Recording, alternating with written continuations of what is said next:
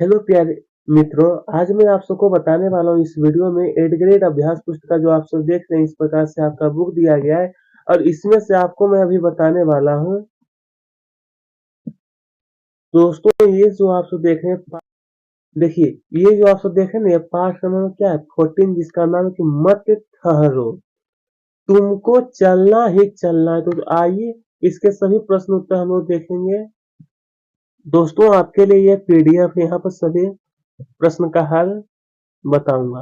इसे यहाँ पे कहा है ना कि मत ठहरो, तुमको चलना ही चलना, ये पाठ नंबर 14 हो जाएगा। तो पहले हमसे पूछा गया था बहुविकल्पीय प्रश्न। तो चलिए देखिए, पहला प्रश्न, इसे पहला प्रश्न हमसे पूछा गया था कि आशा शब्द का विलोम शब्द क्या होगा। आशा का विलोम दिलासा, निराशा, भाषा या फिर पिपासा। तो ऑप्शन में बी जो आप देखें, निराशा, यह सही होगा। इसी प्रकार से यहाँ पर प्रश्न क्रमांक 2 में जो हमसे कहा गया है, हाँ, कि कवि ने किस व्रत को लेने की बात कही है। कौन से व्रत को लेने की बात कही है? ठहरने का, विश्रांति का, सुख का या फिर चलने का। तो ये जो दोस्तों में दिन में चलने का ये व्रत ले रखे हैं, कौन? ये कवि जो थे। उसके बाद फिर कहा है प्रश्न 3 में कि मत ठहरो, तुमको यहाँ पे बताया कि तुमको चलना ही चलना है। तो चलने के प्रण से तुम्हें नहीं टलना है। तो इन पंक्तियों में रेखांकित शब्द कौन सा है? समानार्थी, विलोम, तुकांत या फिर पर्यायवाची होगा। तो ये हमें कहेगा तुकांत शब्द है। कैसा है? तुकांत। आइए प्रश्न 4 में जब से कहा है, दृढ़ निश्चय दिलाता है। दृढ़ निश्चय दिलाता है क्या? तो यहाँ पर कहा कि बाधा, असफलता, काटा या फिर सफलता। तो ये जो दोस्तों में सफलता दिलाता है, क्या दिलाता है? सफलता। इसमें आपको भी टिक लगाना है। आइए, कहीं पर दोस्तों मैं आपको इस तरह से बताने वाला हूँ ना कि कहीं पर आपको कोई दिक्कत नहीं होगा, इस तरह से बताऊंगा। और साथ में सब्जेक्टिव में तो आपको परेशान होने की आवश्यकता ही नहीं है।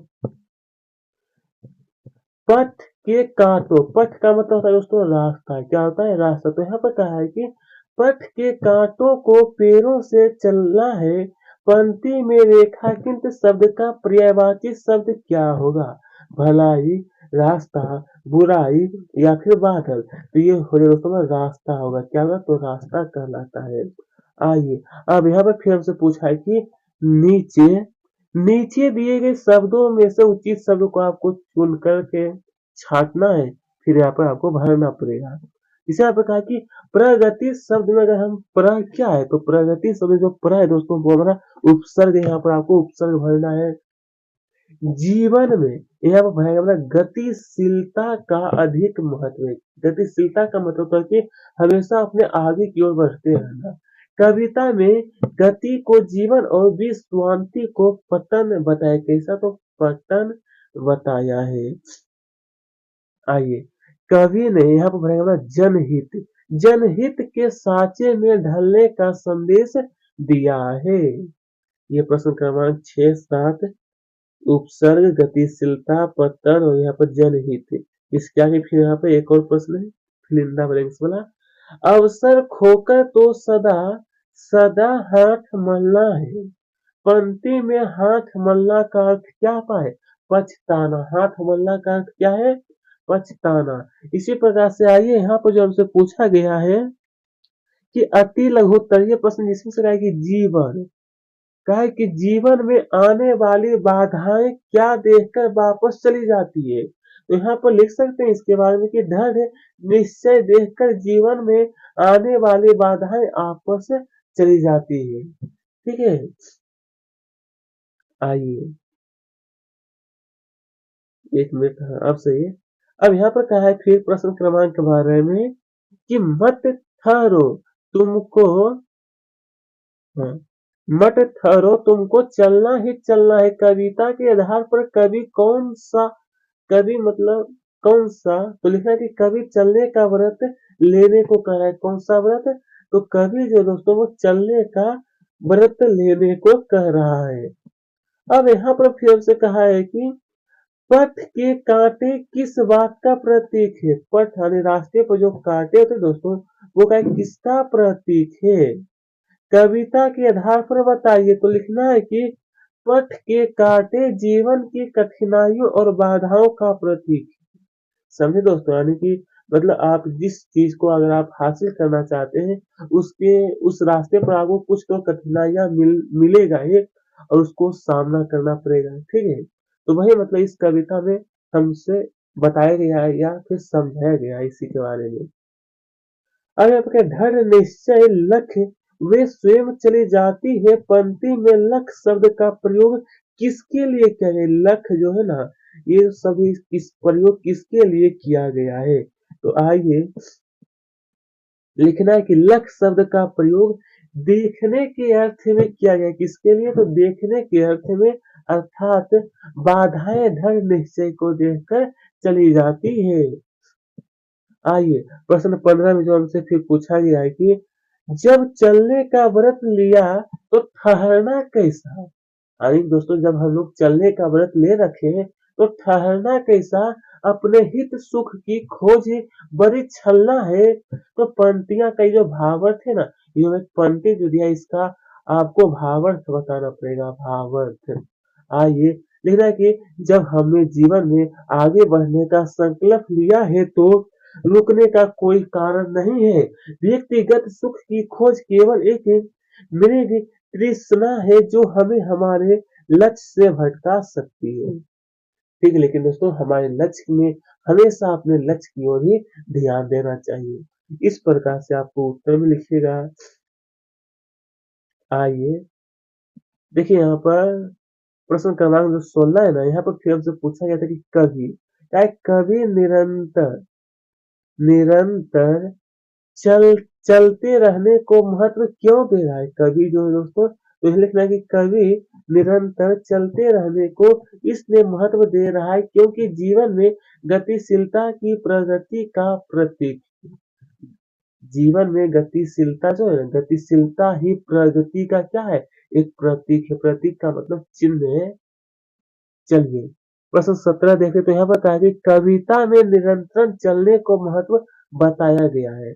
आप पढ़ने का महत्व बताते हुए पंक्तियां की रचना कीजिए, मतलब अपने मनों से कुछ पंक्ति आपको बनाना है। पढ़ने का महत्व है, आगे पढ़ना क्यों जरूरी है, तो चलिए लिख सकते हैं यहाँ पे कि ज्ञान की ज्योति जलाओ, जीवन का सत्य है पढ़ने से, मिलती शक्ति बढ़ती समझ है, शिक्षा से ही पाते हम मंजिल की राह, हर कदम पर मिलता हमें उजियारा है।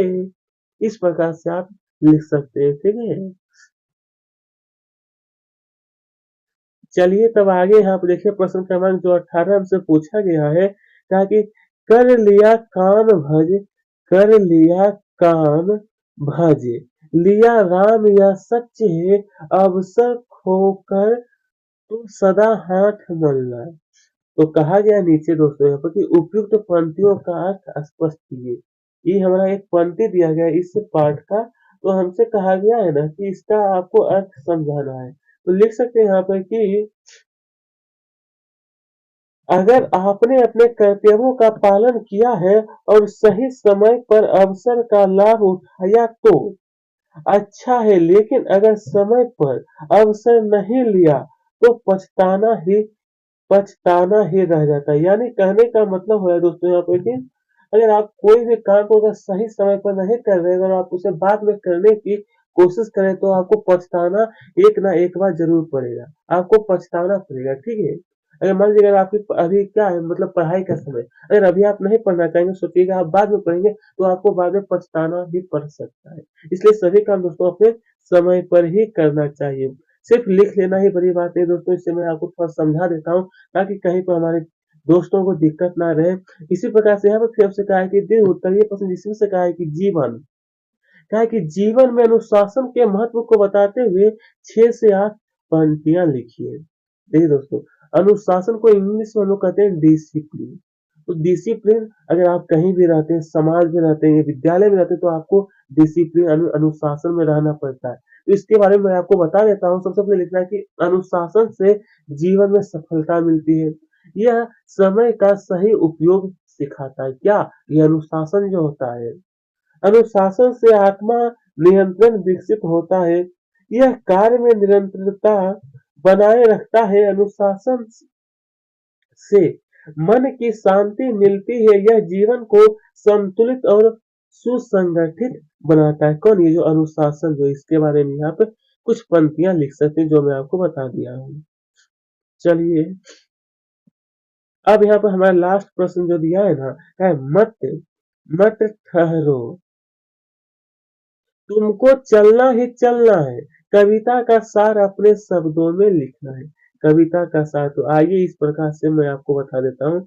इसे लिखना है कि इस कविता लिखना है कि इस कविता का सार यह है कि जीवन में रुकना नहीं चाहिए। अगर आप किसी भी चीज के लिए अगर आप आगे बढ़ रहे हैं ना, तो उसे आप हासिल कर ही लीजिए, क्योंकि दोस्तों वो जो आप हासिल करना चाह रहे हैं उसके लिए मुश्किल तो होगा ही, लेकिन आपको कठिनाइयां आए, हमें निरंतर आगे बढ़ते रहना चाहिए।